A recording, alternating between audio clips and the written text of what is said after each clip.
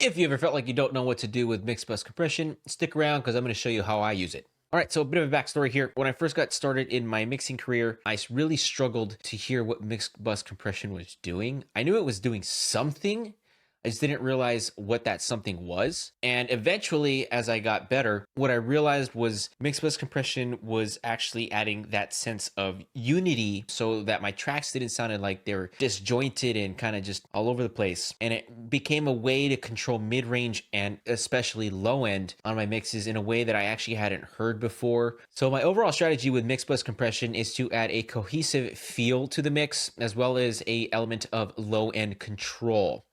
So when it comes to mixed bus compression, here are some guidelines you may want to follow. Mix into it from the start. This is something that I did before, but because of the disparity in knowledge gaps that I had, I didn't know really how to do that. And what I suggest to do if you're a beginner is to set the compressor to extreme settings and then bypass it and unbypass it as you're mixing so that you guys can kind of hear the extreme end, what the compressor would be reacting to in terms of elements of the mix as they continue to be added on the mix. That is the best advice I could give you guys in terms of how to start to learn to mix with the mix bus compressor, because then eventually you can back it off to a more gentle compression and then really start to understand how that was affecting it prior, because you went to one extreme and now have that subtlety that you can kind of pick up on. When it comes to ratios, there's only really two that I suggest: 2-to-1 or 4-to-1. 2-to-1 for more gentle kind of gluing effect. 4-to-1 if you want more of like a kind of metal gluing effect, so a bit more compact in a way. Out of the two, I do tend to lean a little bit more on the 2-to-1 ratio than the 4-to-1, but if I have a really extreme track where I need a lot of control, 4-to-1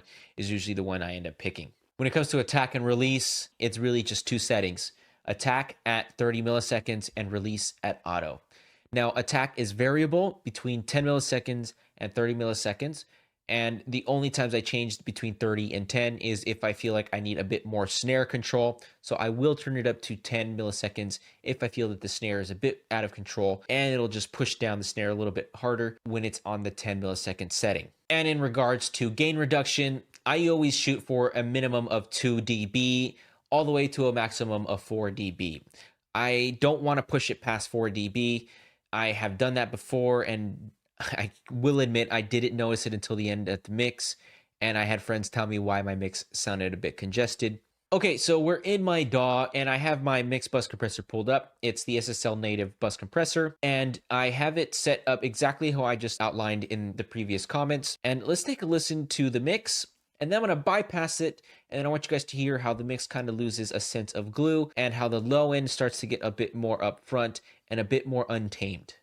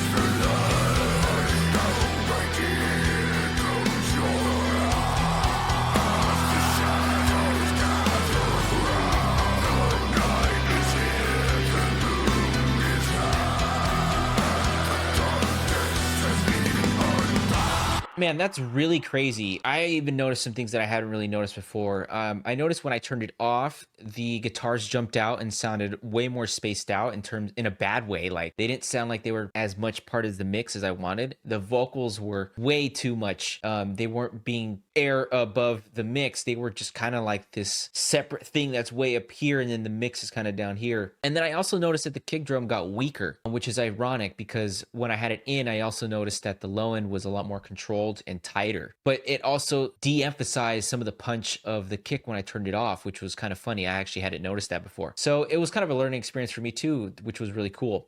But a lot of the stuff that I noticed is something that is very common that was a problem in my old mixes. Very disparate sounding guitars that didn't really sound part of the mix, vocals that were way up here, way above the mix that didn't sound like any way, shape, or form connected to the mix, and then a low end that was very much low end, but not a lot of punch. So I'm going to play it for you guys one more time, and I want you guys to really pay attention to those elements that I just outlined.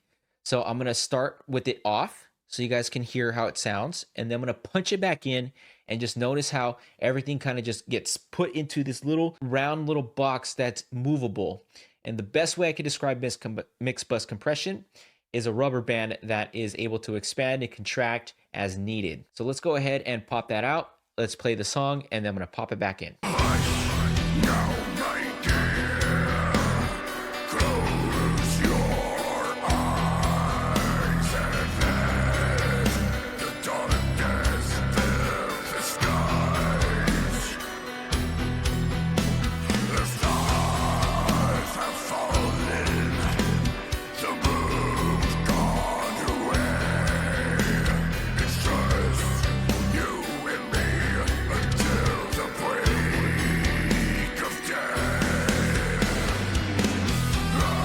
Wow, that was really evident.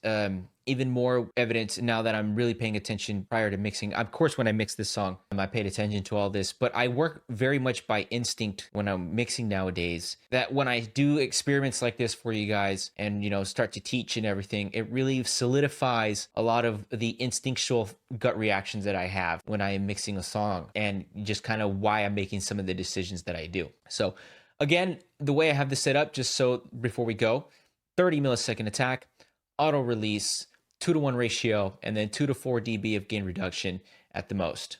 Go ahead and try this experiment where you set the compressor to a very extreme setting and you mix into it from the start, and then bypass it and unbypass it as you go, adding elements from the mix so that you can hear how it's affecting on an extreme end, so that when you start to add it on a more subtle level, you understand how it's going to be reacting to certain elements of the mix. So if you found this video helpful, give me a comment, like, and subscribe. It's going to help me out more than you guys realize, and I'll appreciate it, and I'll see you guys in the next